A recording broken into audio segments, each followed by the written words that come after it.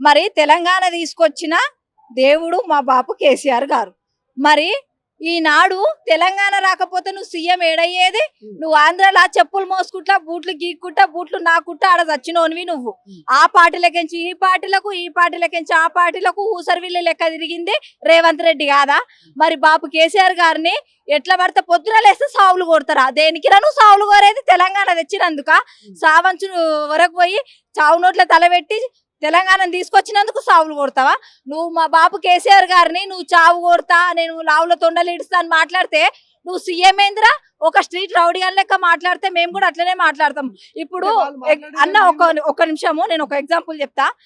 మీరు రెస్పెక్ట్ ఇస్తే మేము రెస్పెక్ట్ ఇచ్చి మాట్లాడతాం.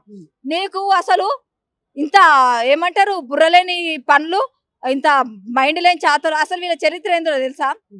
వీళ్ళయ్యా వీళ్ళ కాందాని దొంగ కాందాని నైట్ టైంలో బావుల పోడుతా పోయి బోర్లు వచ్చి అమ్ముకొని బతికిన చరిత్ర వీళ్ళది. ఈనాడు మరి సీఎం అయితే బుద్ధి ఎక్కడ పోతుంది? కుక్కతోక వంకరే అన్నట్టు బుద్ధి అట్లనే ఉంటది.